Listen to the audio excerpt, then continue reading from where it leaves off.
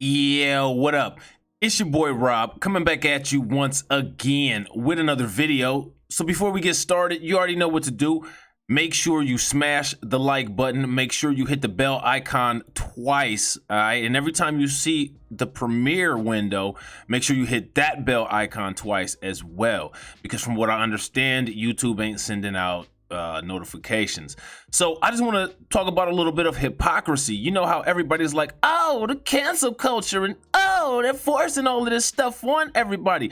Yeah, this is more evidence that Black lives absolutely do not matter. Because when it comes to things like this, you know, we already know the faces that change color of the people who whine and cry about this kind of stuff. But everybody matters, right? But notice how they stay silent when it comes to the same things happening to different people. So let's get into it. Let's actually talk about this. We're going to talk about the country of Ghana. Now, I actually did a video about Ghana because they are offering repatriation of American Black people to go back there. And as far as I'm concerned, hey, it doesn't sound like a bad idea. They've been telling us to go back to Africa for years, and now we got an open invitation. So we should take all of our money, all of our resources, everything that we own, as well as our style, culture, and influence, and be like, peace, see you later. You know what I'm saying? And it ain't like they can get mad because, I mean, they've been telling us to do it for years because, you know, since we ain't free labor anymore, they don't want us here. We ain't got no reason to be here. But they would put a roadblock right up and, you know, oh, you can't leave the country unless you got some kind of, you know, healthcare clearance or whatever. Man, get out of here with that dumbass shit.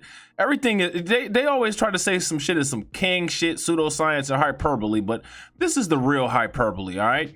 So you notice how everybody who cries about cancel culture, cries about the superimposition of the, quote, alphabet agenda, speaks up for everybody except for when it comes to dealing with the, quote, shithole countries.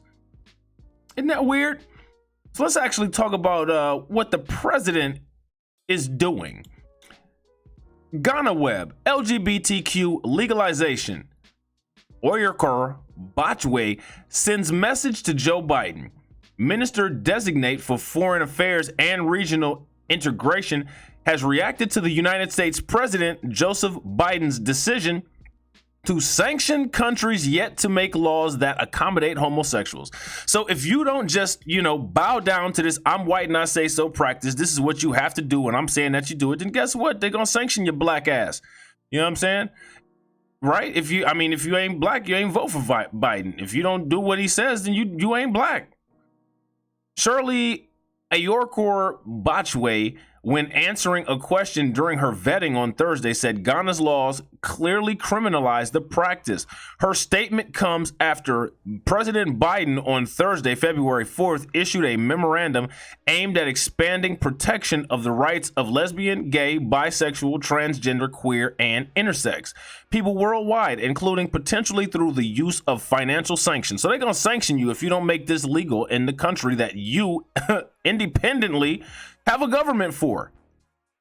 Isn't that crazy? But Russia's the problem. China's the problem. Yeah. Okay. The fuck?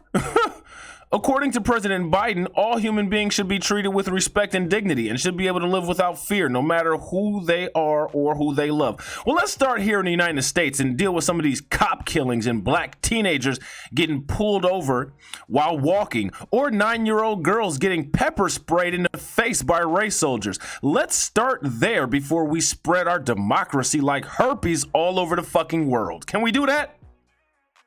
The memo further directs U.S. agencies working abroad to work harder to combat the criminalization by foreign governments of LGBTQ status, or conduct and directs the State Department to include anti-LGBTQ violence, discrimination, and laws in its annual human rights report. Now, here's the thing. Nobody's sitting up here saying that, you know, LGBTQ people should be lynched or killed or any of that thing. None of that. Of course, everybody has the right to live a life, especially, you know, human beings. However, you know, if these countries don't allow certain behaviors, then they just don't allow certain behaviors. It's none of our damn business. Okay, I know, Joe Biden, you're used to the United States and I'm white and I say so runs it here, but it's not like that everywhere else. You know what I'm saying? It's not like that all over the world, and you just got to deal with it. You know what I mean? I know you don't like it. I know it's something that you're not used to, but it's something that you're going to have to get accustomed to, because I really don't see China bowing down when you decide to just dictate what you think the world should look like and superimpose it on them. I don't really think Vladimir Putin is going to be down with that shit either. But hey, good luck, my man. As long as you don't get a nuke dropped on the United States, you know, keep it up.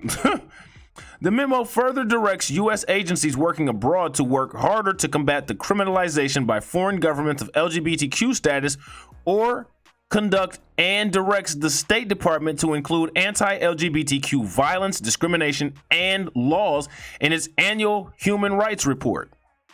But Ms. Botchway said Ghana is a sovereign country and has its own laws that its citizenry must abide by regardless of the relationship the country has established with other countries. Ghana is a sovereign country, but as part of our foreign policy, we engage countries all over the world. America is one of our strongest friends, but in this country, we have laws, and our laws work and must work. So in spite of what somebody says, and in this case in point, President Biden, the laws of Ghana criminalizes unlawful carnal knowledge, and therefore laws of Ghana are supreme, and that is what we all adhere to.